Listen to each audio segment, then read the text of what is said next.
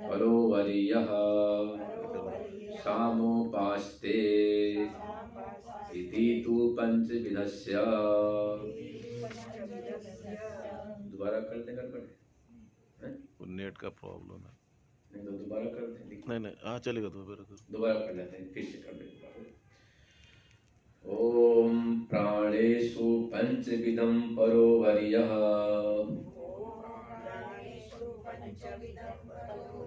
सामोपासीत प्राणो हिंकारः वाक् प्रस्तावः चक्षु उद्गीतः श्रोत्रं प्रतिहारो मनोनिधनम् परोवर्यांसि वा एतानि परोवर्यो हास्य भवति परोवर्यसो हि लोकान् जयति य एतदेवं विद्वान् प्राणेषु पंचविधम् परोवर्य सामोपास्ते इति तु पंचविधस्य। तो आप श्रवण कर रहे हैं कि उत्कृष्ट दृष्टि करनी है। वेदांत का यह राधांत है, सिद्धांत है, यथा दृष्टि तथा सृष्टि। जैसी हमारी दृष्टि होती है, वृत्ति, जिसको शास्त्रों में वृत्ति कहते हैं, वृत्ति, दृष्टि, सोच, समझ, नियत, विचार, भावना, सब पर्यायवाची शब्द है। यदि आपकी भावना है कि सामने जो है ये पत्थर नहीं भगवान है, जैसे भक्त प्रहलाद जी, जो उनके राजमहल में एक बड़ा भारी पिलर, जिसको आज की भाषा में बोलते हैं, पर स्तंभ बोलते, खम्बा बोलते, स्तंभ बोलते संस्कृत में, हिंदी में खम्बा बोलते, पिलर बोलते आपकी भाषा में। तो उसमें हिरण्यकशिपु को तो अब पत्थर दिखाई दे रहा। पाषाण दृष्टि किसकी है? हिरण्यकशिपु की। पर भक्त प्रहलाद की दृष्टि है, यह भी साक्षात ब्रह्म भी है, परमात्मा ये, नारायण ये, हमारे श्री हरि ही है। पूछा, ये बताओ तेरे भगवान यहाँ पर हैं? बोले हाँ, मेरे भगवान यहाँ पर भी है। कशिपु ने कहा, पहले तेरे भगवान की खबर लेता हूँ, श्री हरि की, विष्णु की, जिसके बल से तू उन्मत्त हो रहा है, ऐसे तेरे भगवान का, श्री हरि का, विष्णु का सबसे पहले खबर लेता हूँ, फिर तेरी खबर लूंगा। हो गया उल्टा। जैसे पाषाण बुद्धि से स्तंभ पर बड़ी ताकत से जोर लगाकर, पूरी ताकत लगाकर मुट्ठी का प्रहार किया हिरण्यकशिपु ने। उधर प्रहलाद जी की दृष्टि क्या थी? साक्षात श्री हरि रूपी प्रतिष्ठित है।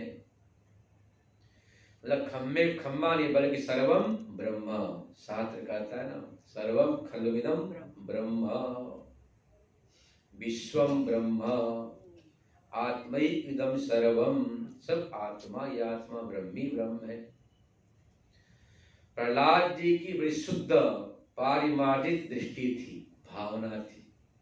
तत्काल खम्मे से श्रीहरि प्रकट हो गए, नरसिंह भगवान। तो बताइए, पाषाण दृष्टि करनी अच्छी है या हरि दृष्टि? हरि दृष्टि। जैसे दृष्टि वैसी सृष्टि, वैसा फल उत्पन्न होता है।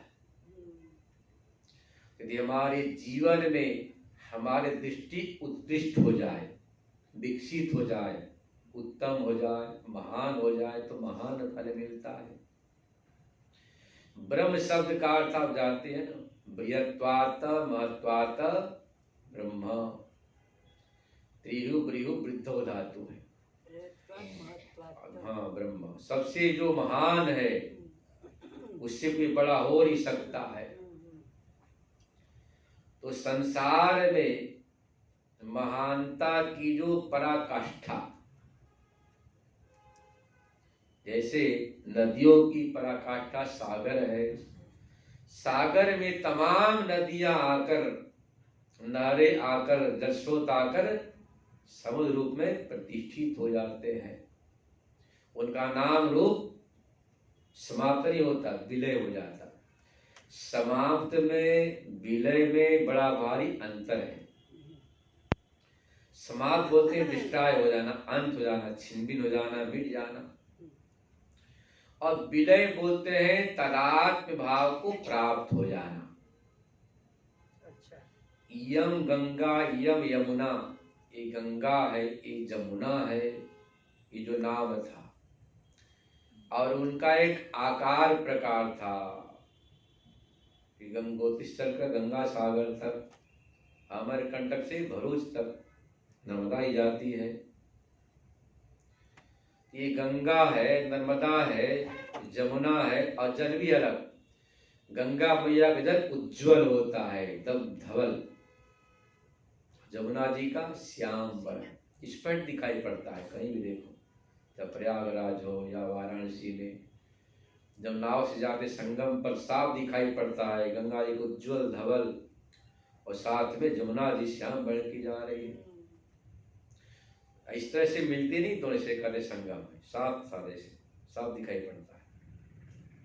ये धारा जा रही गंगा जी की, धवल उज्जवल स्फटिक के समान, और श्याम वर्ण की जमुना जी।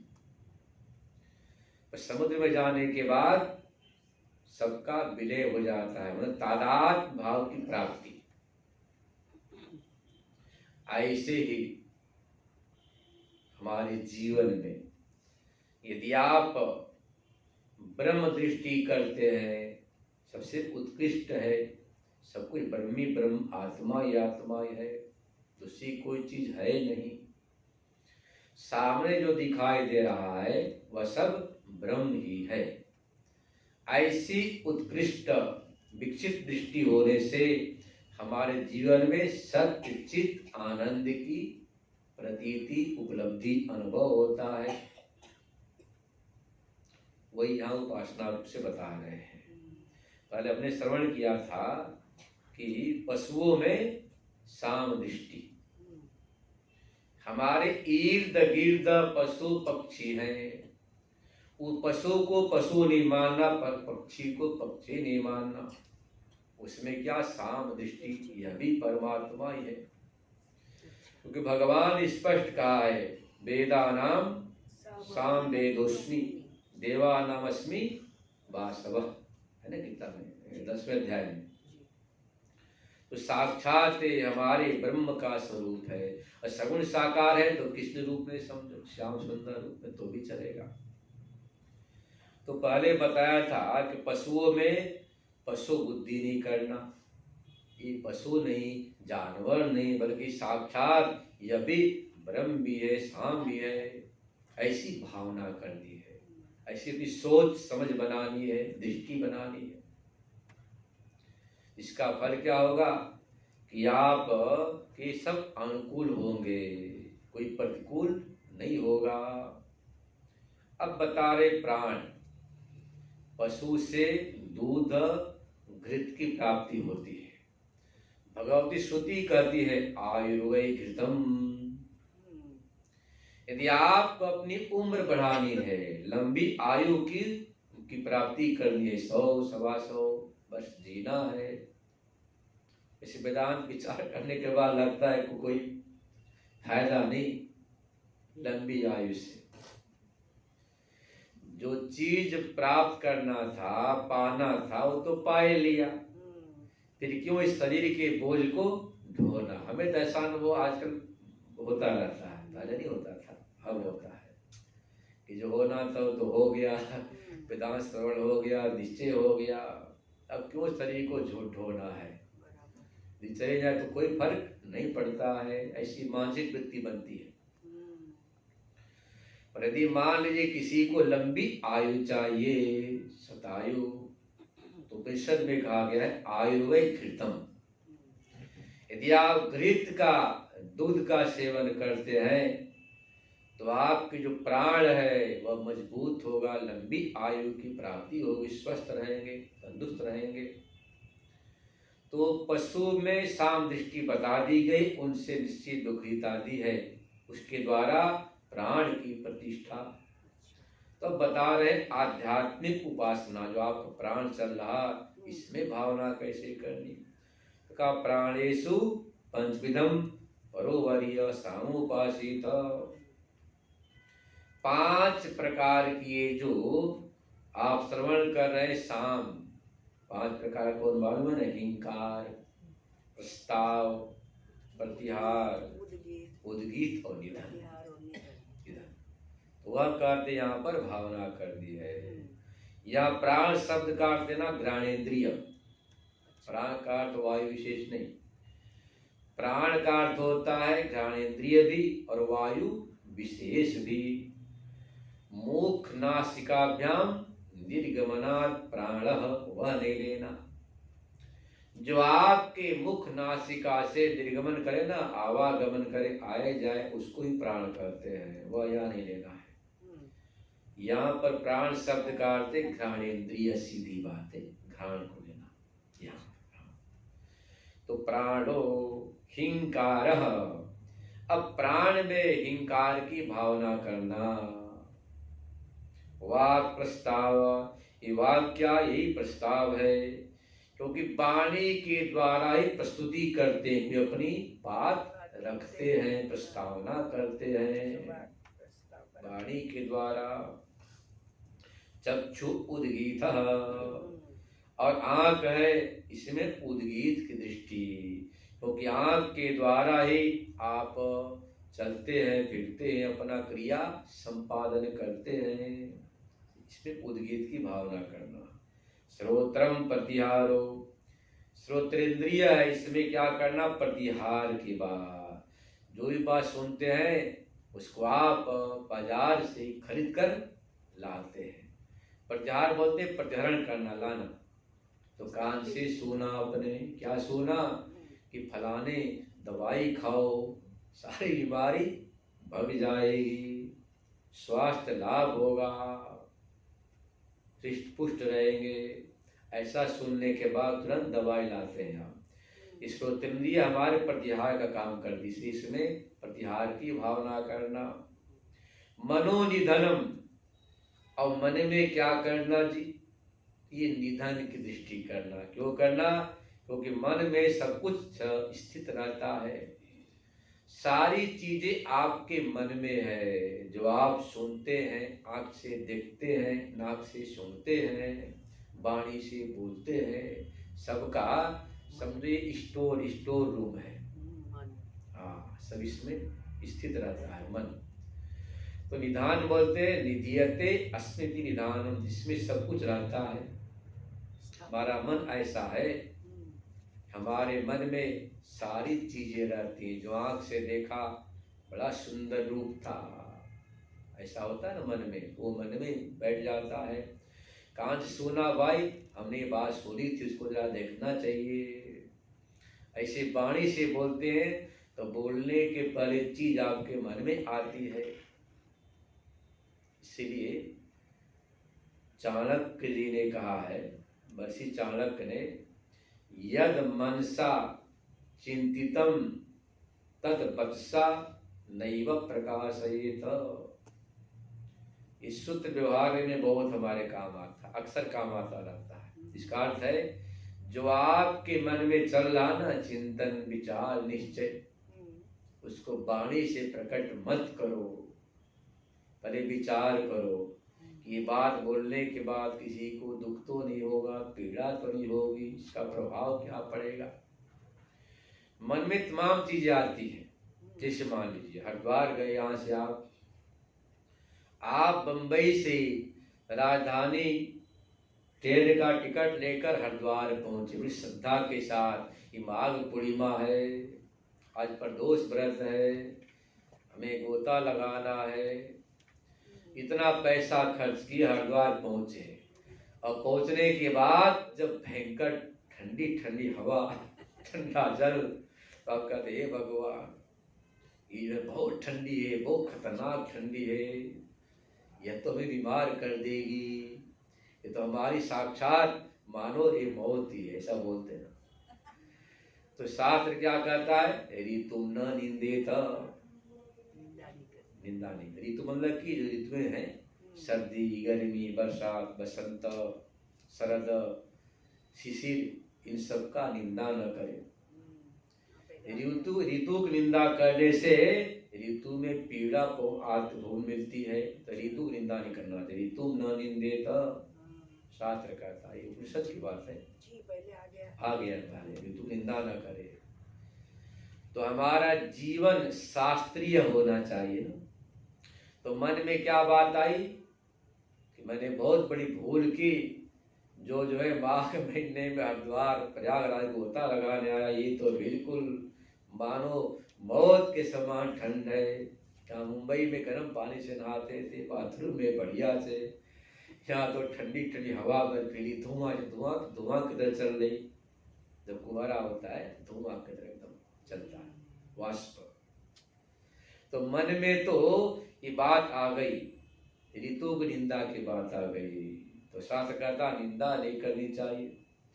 तो आपने अपने मन में जो बात है इसको आपने निकाला नहीं, वही संभाल लिया।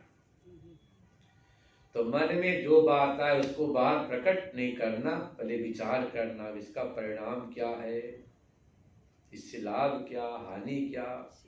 हाँ, व्यवहारिक जगत में अच्छा सूत्र है, यदि मनसा चिंतन किया, वाणी से इसको प्रकाशित न करे, विचार कर तब बोलना चाहिए। तो मन में सारी तमाम चीजें, अच्छी बुरी सब चीजें, अनुकूल प्रतिकूल सारी चीजें हैं। समझदार आदमी क्या करता, पहले अपने बुद्धि से विचार करता, फिर जाकर प्रकट करता है।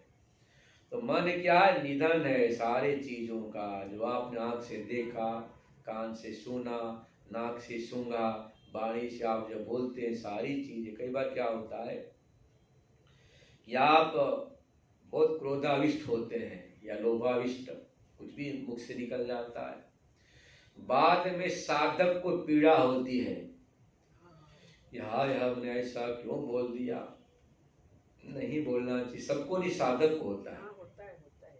इस बात का दृष्टांत भामतीकार ने दिया है कि विद्वान सज्जन साधक कैसे होते हैं, अक्षी कल्प होते हैं। आपके शरीर पर रुई छुआए तो पता नहीं चलेगा, रुई, उसी रुई को, कपास की रुई को आंख में लगाए तो पानी आ जाएगा।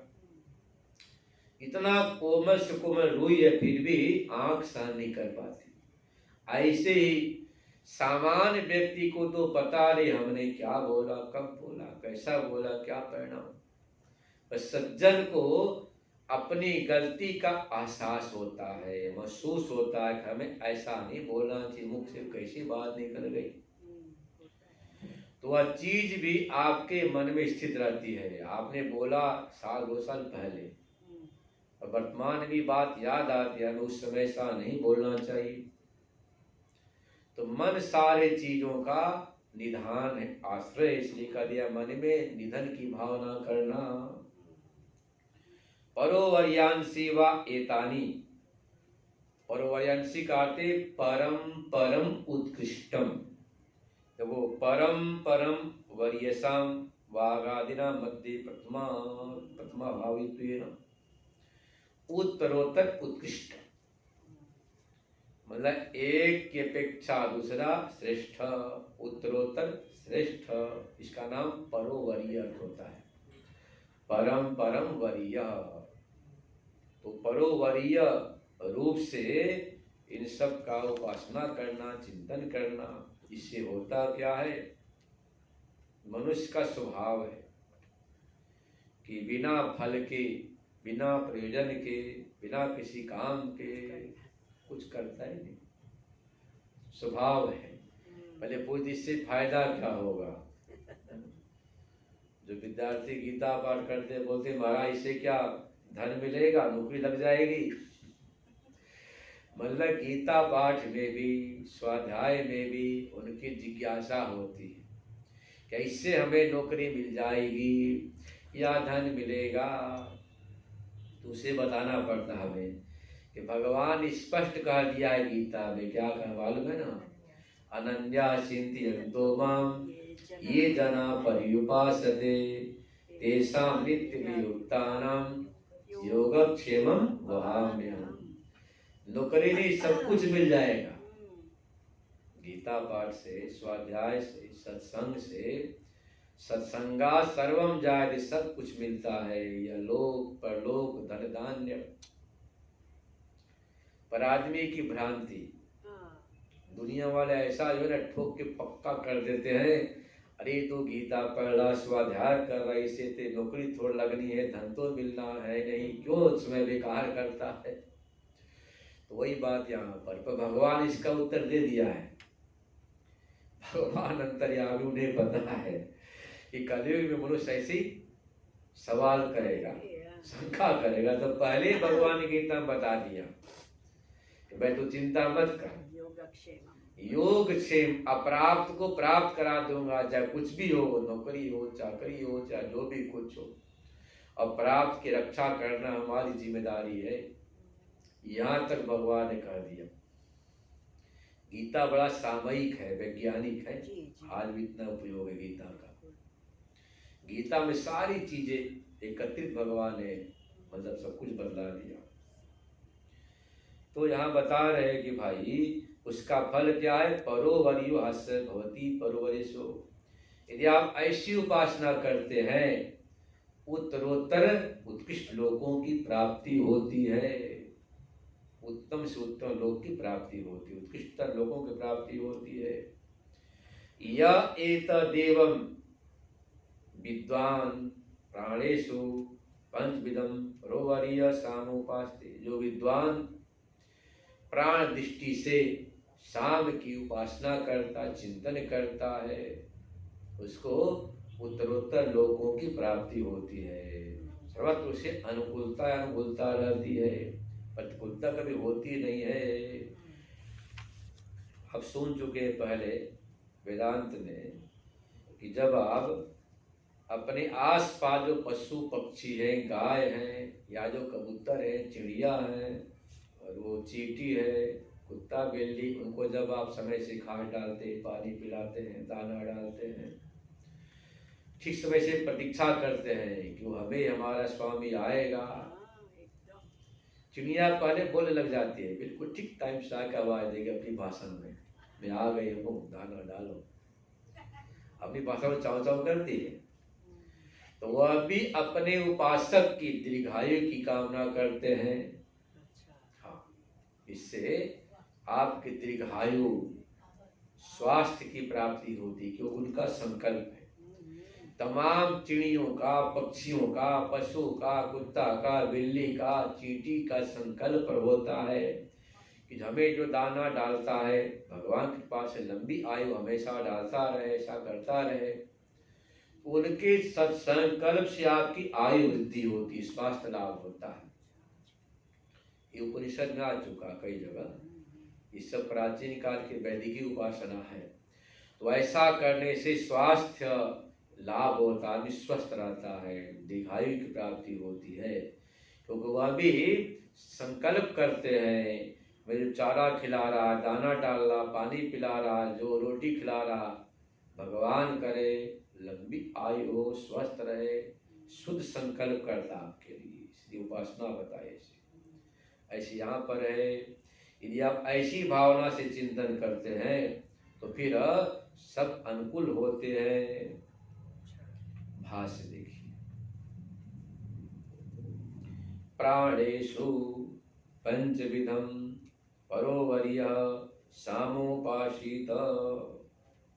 प्राणेषु, प्राण दृष्टि से ये जो 5 प्रकार का साम है, हिंकार, प्रस्ताव, प्रतिहार, उद्गीत, प्रतिहार, निधन, हाँ तीसरा है, सबसे पहले हिंकार है, फिर प्रस्ताव है, फिर उद्गीत है, फिर प्रतिहार, फिर निधन, और आगे दो आएगा आदि उपद्रव आने वाला है, सात।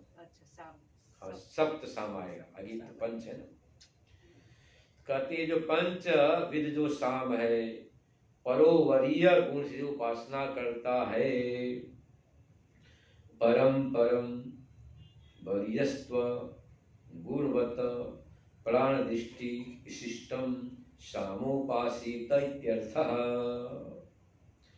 परम परम मतलब उत्तरोत्तर, एक से आगे एक, श्रेष्ठी श्रेष्ठ। जैसे आप सीढ़ी चढ़ते हैं ना, स्टेप बाय स्टेप चढ़ते तो ऊपर पहुंच जाते, अपनी मंजिल हासिल कर लेते। ऐसे हमारे जीवन में उत्तरोत्तर श्रेष्ठता को प्राप्त करते करते अपने स्वरूप में प्रतिष्ठित हो जाता है। एक ही बार छलांग लगाकर छत पर पहुंच नहीं सकती, धीरे स्टेप बाय स्टेप जाना पड़ता है, सोपान बाय सोपान चढ़ना पड़ता है। ऐसे ही उत्तरोत्तर उत्कृष्टता को प्राप्त करते हुए अपने स्वरूप को उपलब्ध हो जाता है। प्राणो घ्राणम हिंकारः, यह प्राण सबसे घ्राणेन्द्रिय लेना, उसमें हिंकार की दृष्टि।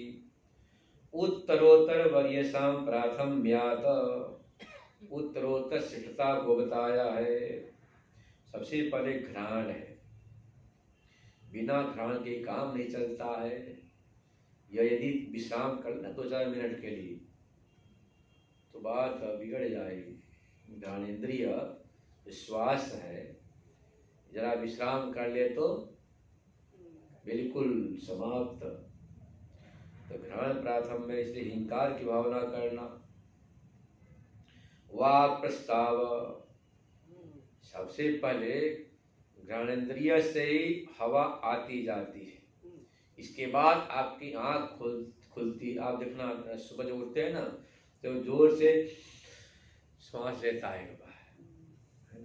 सबसे पहले घ्राणेन्द्रिय, फिर आंख खुलती है, फिर सारी क्रियाएं वाणी से बोलता है। यह व्यवहारिक है। सबसे पहले घ्राण, फिर वाणी से बोलेगा, फिर आंख से देखेगा, फिर सुबह हो गया, फिर कान से सुनेगा कोई क्या बोल रहा, उसके मन में जैसा होगा वैसा प्रारंभ करेगा। उसके मन में संस्कार हो गए, जल्दी उठ के स्नान करना, संध्या बंदन करना है, सत्संग करना, तो उसमें रहेगा। और मन में संस्कार नहीं तो फिर संसार के काम में उलझा रहेगा। तो घ्राण प्राथम्य है। वाक् प्रस्ताव, वाचा ही प्रस्तुयते सर्वम, वाणी से प्रस्तुति करता है, प्रस्तावना करता है, बोलता है।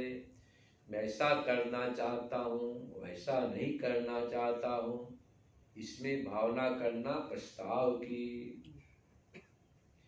वाग वर्यसी प्राणात्, घ्राण से वाक श्रेष्ठ है। अच्छा बोलता है ना, बहुत अच्छा वक्ता है, सब उसके पीछे जाते। क्या बोलता मतलब नहीं, आजकल अच्छा कर दे, उसको सुनने में अच्छा लगना चाहिए, उसके अनुकूल होना चाहिए। वह शास्त्रीय है या नहीं, वैदिक है या नहीं, तार्किक है या नहीं, कोई मतलब नहीं। उसके कार्य अच्छा लगे, सुनने में अच्छा लगे, उसके अनुकूल हो, कहते हैं बहुत अच्छा लगा। तो कहते हैं कि वाणी से सब कुछ प्रकट करता है। वाक गरियसी प्राण, घ्राण से वाणी श्रेष्ठ है, इसलिए उसमें प्रस्ताव की भावना करना। अप्राप्तम अपि उच्यते वाचा, प्राप्त सेवितो गंधस्य ग्राहकम घ्राण। श्रेष्ठ क्यों बता रहे हैं?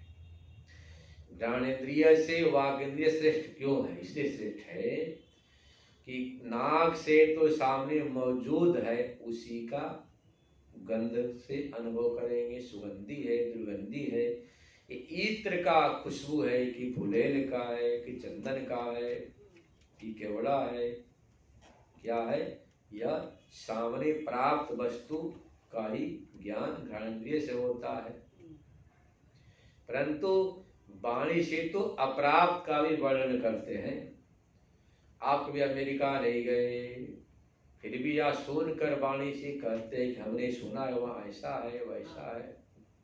हिमालय की बात, गंगा की बात आप नहीं गए, फिर भी यहाँ बैठे बैठे उस बात का वर्णन करते हैं। तो वाणी श्रेष्ठ इसलिए है क्योंकि वाणी अप्राप्त वस्तु का भी वर्णन करती है, प्रस्तावना करती, इसलिए घ्राणेन्द्रिय से वाणी को श्रेष्ठ बताया। प्राप्त सेवतो गंधस्य ग्राहक प्राण मतलब घ्राण। प्राप्त मौजूद जो सामने हमारे है वह भी नियम है। सामने मतलब नजदीक होना चाहिए, एक सीमा है। अब मान लो कि इस प्रेमपुरी हॉल से बाहर है तो खुशबू बदबू का ज्ञान नहीं होगा। ये नियम है। संबद्धम वर्तमानम च चक्षुरादिना गृह्यते, सामान्य नियम है। जो आपके इंद्रिय से संबंध हो, पास में हो और वर्तमान में हो, उसी का ग्रहण होता है आंख से और नाक से। पर वाणी तो असंबद्ध का भी, दूर वस्तु को भी वर्णन कर देती है, विशेषता वाणी की है।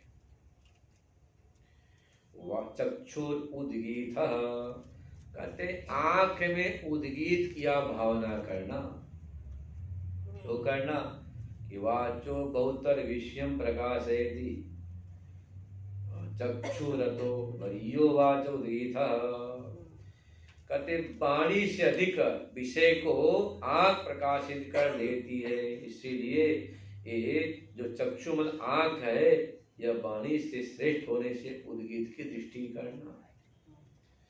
कई चीजें आप वाणी से बोल नहीं सकते हैं पर आंख से देख लेते हैं, ऐसी चीजें वैसी चीजें। पर देखने के बाद भी ज्ञान न होने से बता नहीं सकते कि क्या चीज, पर आंख देख लेती, समझ लेती है। इसलिए यह आपका वाक से वरीय है, श्रेष्ठ है। कौन? चक्षु। उसमें उद्गीत की भावना करनी, दृष्टि करनी, श्रेष्ठ्यात एक कारण है। श्रोत्रम प्रतिहारः, श्रोत्र में प्रतिहार की दृष्टि करना। प्रतिहितत्वात्, सब कुछ आहरण करता, कैसे तो आगे बता रहे हैं।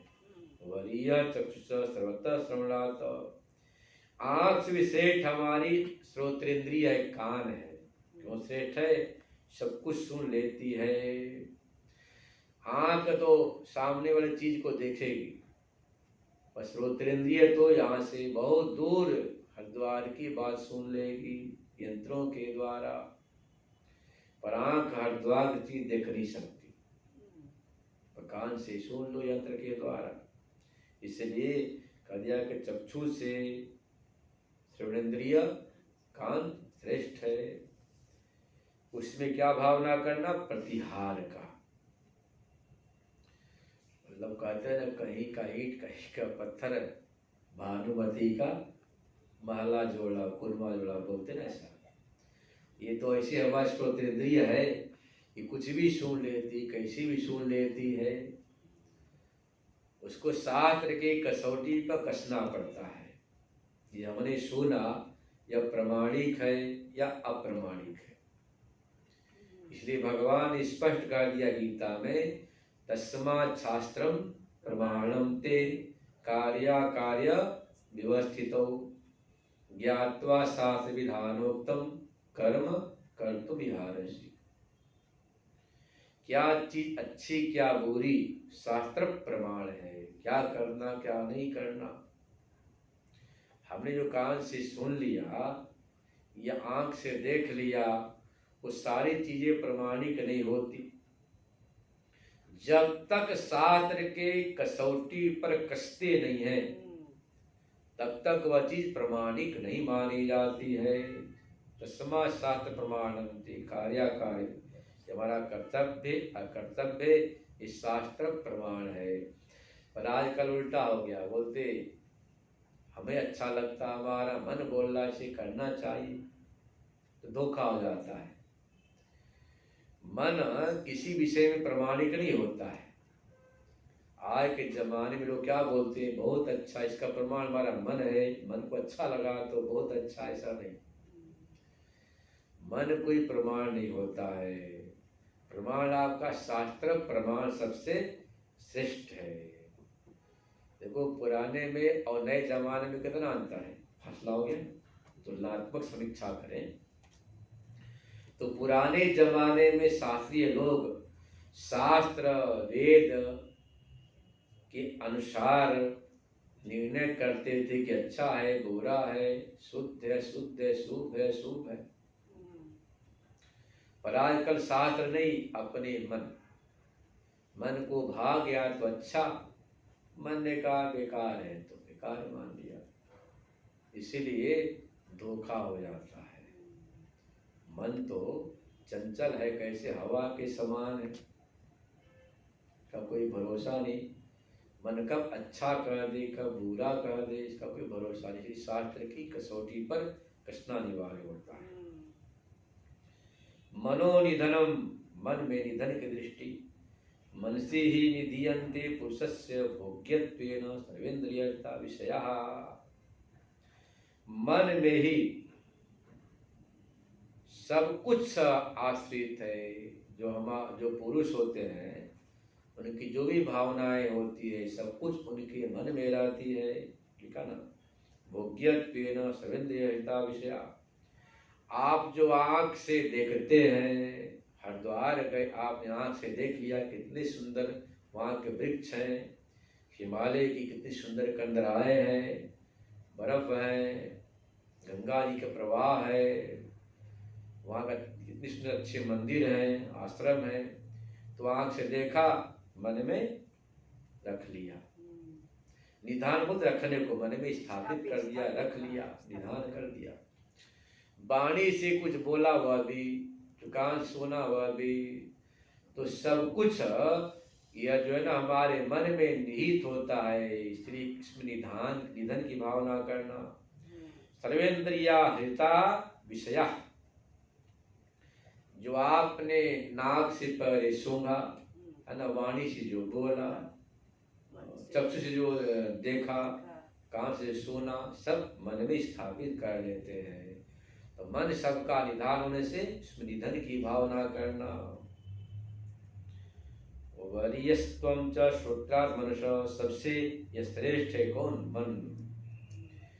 मन में मन का दो धर्म याद रखना, एक है इंद्रियत्व, दूसरा मनसत्व। इंद्रियत्वेन मन सभी इंद्रियों के साथ साधारण है, और मनसत्वेन मन मात्र सुख दुख का अनुभव करता है। इसमें दो धर्म है, मनसत्व और इंद्रियत्व।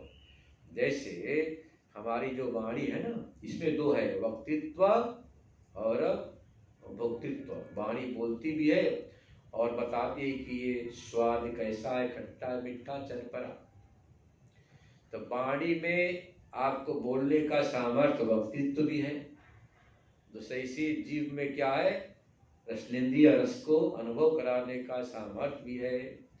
ऐसे हमारा जो मन है, तो सारे इंद्रियों के साथ सामान्य इंद्रियत्वेन, जिस इंद्रिय के साथ मन का संयोग होता उसमें उस विषय का भान होता है। इंद्रियत्वेन मन सर्वसाधारण इंद्रियों के साथ संयुक्त है। मनसत्वेन मन से सुख दुख का भान होता है। वही बता रहे यहाँ पर, सर्वेन्द्रिय विषय व्यापकत्व, सारे इंद्रियों के विषय से व्याप्त है। अतीन्द्रिय विषयोपि मनसो गोचर एवेति। यह अतीन्द्रिय जो विषय, अतीन्द्रिय मतलब कि जो आप आंख से, कान से, नाक से, जीभ से, हाथ से, बात से अनुभव नहीं कर सकते, उसका मन से अनुभव होता है। बैठे बैठे मनोराज्य करते हैं, हे भगवान मैं ही पक्षी के समान उड़ जाता, होता है ना मन से। तो सपने में अनुभव करते, जागृत तो हो नहीं पाता है। जो आप पक्षी को देखकर मन में विचार आते हैं ना उड़ने का, तो रात को सपन गम तो नहीं, पहले बहुत सपना देखता था, बहुत ज्यादा कि हम बस ऐसे किए उड़ गए। हाँ खूब देखता था, बहुत हजारों बार देखा हूँ पहले तो। और समुद्र में बस मछली की तरह से तैर गए। तो ये सब सपने में होते हैं जब जागृत में पूरा नहीं हो पाता। कम जाए कभी कभार, पहले तो अक्सर बस ऐसे हाथ किया उड़ गए, कहीं भी आकाश में चले गए। सपने में देख रहे ऐसे कि बस नदी पार हो गए। अच्छे सपने हैं। एक पुस्तक है स्वप्न विमर्श, संस्कृत का, उसमें सपनों का निर्णय किया कि किस स्वप्न का क्या फल होता है। तो नदी तैरना, आकाश बोलना बहुत उत्तम स्वप्न में बताया गया है। विमर्श, विमर्श पुस्तक संस्कृत का चौखंबा से प्रकाशित है, स्वप्न विमर्श। उसमें सारे बौद्ध, जैन, सनातन, पौराणिक, वैदिक सारे सपनों का चर्चा है, किस स्वप्न का क्या फल होता है। इसको पूरा कर ले। यथोक्तेतुभ्य परो वैयांसी प्राणादि निवायतानि, इस सब के सब कैसे हैं, उत्तरोत्तर श्रेष्ठ हैं। तो ये जो मन है अतीन्द्रिय विषय का भी अनुभव कराता है, इसलिए मन सबसे श्रेष्ठ। इसमें निधन की भावना करना, इसका फल क्या है, उत्तरोत्तर लोकों की प्राप्ति, जो कल करेंगे। ओम पूर्णमदः पूर्णमिदं पूर्णात् पूर्णमुदच्यते पूर्णस्य पूर्णमादाय पूर्णमेवावशिष्यते। ओम शांति शांति शांति। शंकरं शंकराचार्यं केशवं बादरायणं सूत्रभाष्य कृतौ वन्दे भगवन्तौ पुनः पुनः। ईश्वरो गुरुरात्मेति मूर्तिभेद विभागिने व्योमवद्व्याप्तदेहाय दक्षिणामूर्तये नमः। ओम शांति शांति शांति। ओम नमः पार्वती पतये हर हर महादेव।